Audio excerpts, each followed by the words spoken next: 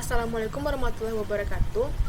Perkenalkan, nama saya Dinda Deva. Saya berasal dari kelas 1C D3 Teknik Telekomunikasi dengan NIM 20010052064. Baiklah, di sini saya akan menjelaskan untuk pemenuhan video medan elektromagnetik dengan judul sistem koordinat kartesian.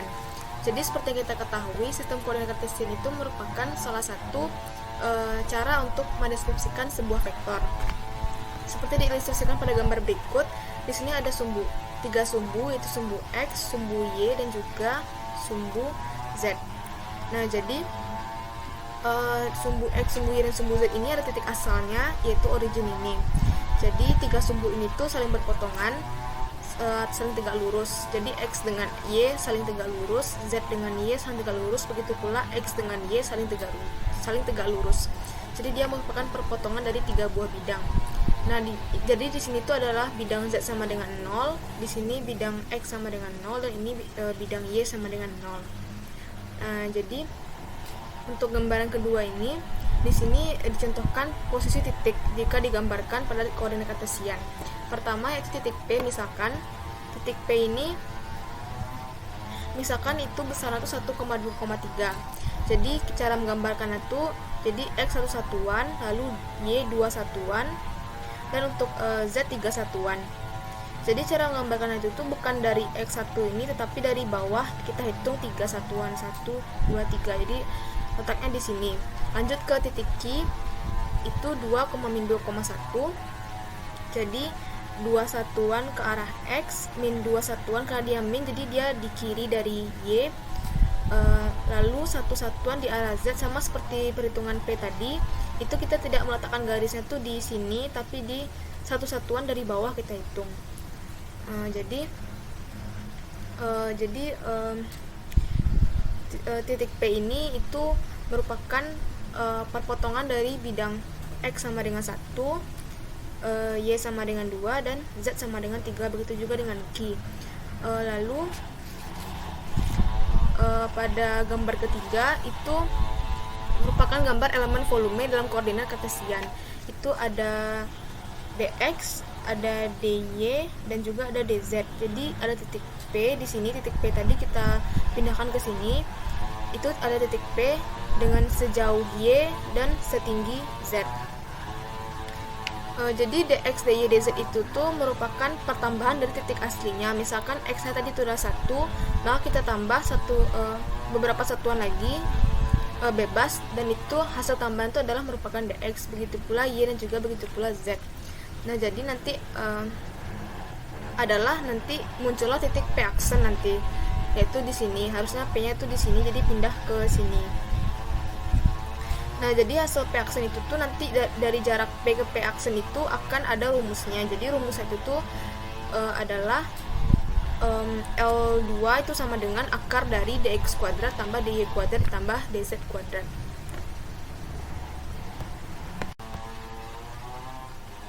Baiklah, saya akan melanjutkan soal nomor 1 tadi, yaitu sekarang tentang komponen vektor dan vektor satuan.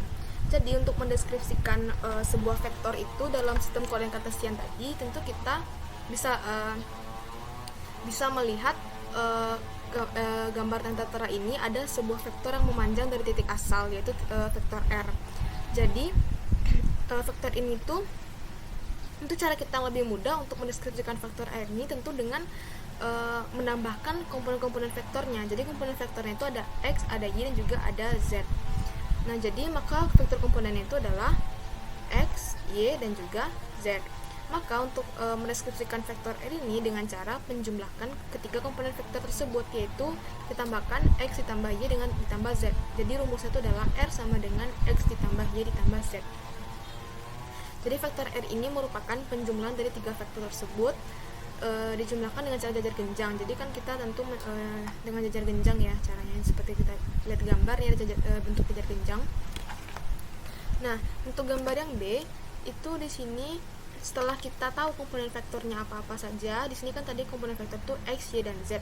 Maka kita dibutuhkan juga vektor satuan yang dituliskan dari arah pertambahan nilai koordinat. Jadi kita untuk mendeskripsikan vektor satuan itu kita pakai simbol A. Di sini ada AX, ada AY, dan ada AZ. Jadi untuk vektor AX itu vektor satuannya itu adalah AX. Untuk komponen vektor Y maka vektor satuannya adalah AY, dan untuk vektor satuan komponen vektor Z maka vektor satuannya adalah AZ. Jadi AX, AY, dan AZ itu merupakan vektor satuan dalam sistem koordinat kartesian. Selanjutnya pada gambar ketiga ini bisa kita contohkan titiknya dengan vektor dari keduanya.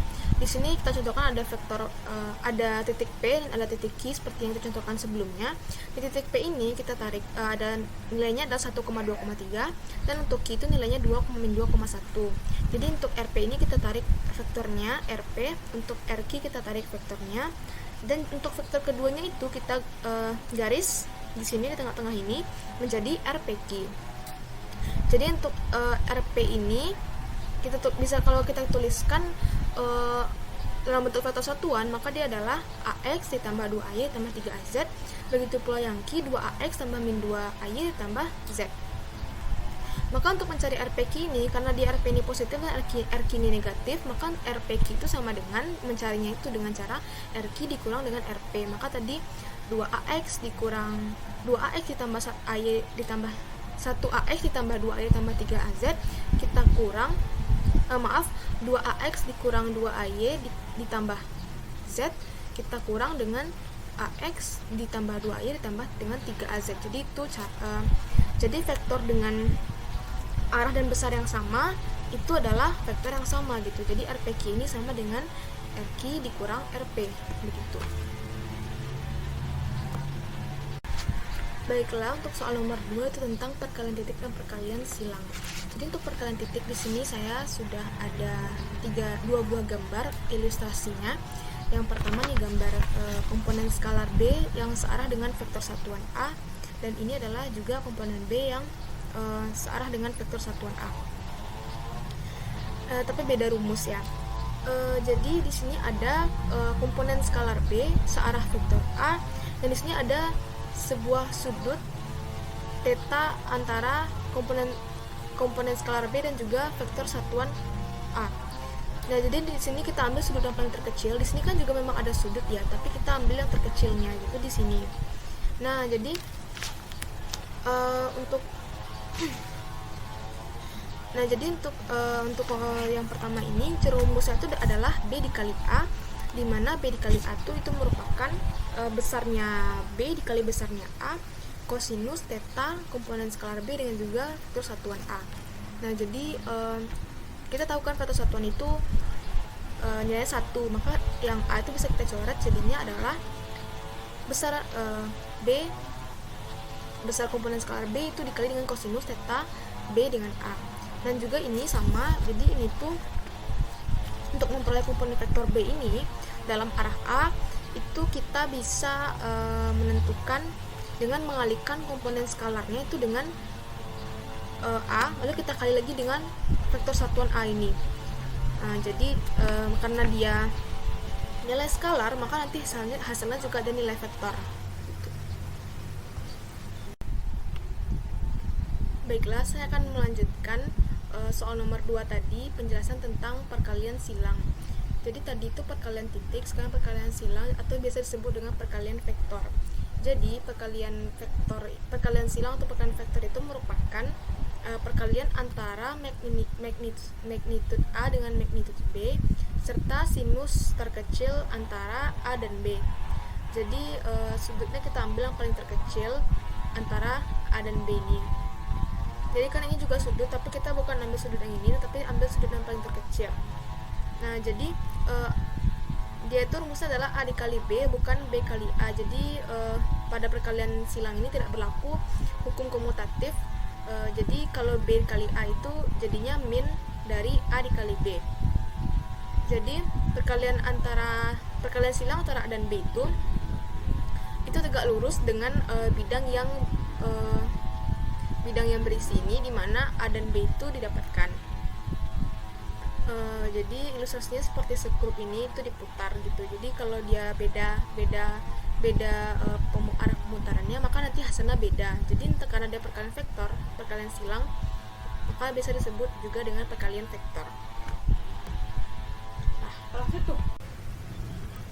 baiklah, untuk soal nomor 3 yaitu menjelaskan tentang sistem koordinat tabung. Jadi sistem koordinat tabung bisa kita ilustrasikan pada 3 gambar berikut: gambar A, gambar B, dan gambar C. Jadi di gambar A ini itu pertama seperti biasa ada sistem koordinat kartesian, yaitu ada sumbu X, sumbu Y, dan juga sumbu Z. Lalu jadi karena di sini itu tertutup sama gambar tabungnya ini, jadi kita lihat gambar yang B di sini. Itu di sini ada sudut V, di sini ada rho, sama seperti yang di atas juga. Di sini ada rho atau jari-jari. Lalu di sini ada vektor R yang memanjang dari titik asal, dan ini adalah titiknya, titik P. Lalu di sini itu untuk dinding tabungnya ini, yaitu kita sebut juga dengan rho. Itu rho itu adalah konstan. Lalu ini juga V-nya adalah konstan, dan untuk Z-nya juga konstan alias tinggi dari tabungnya. Jadi kita bisa lihat di sini ada perpotongan 3 buah dari V, rho, dan juga Z. Jadi titik P ini berada pada jari-jari P, jari-jari rho, ketinggian Z, dan juga sudut V. Lalu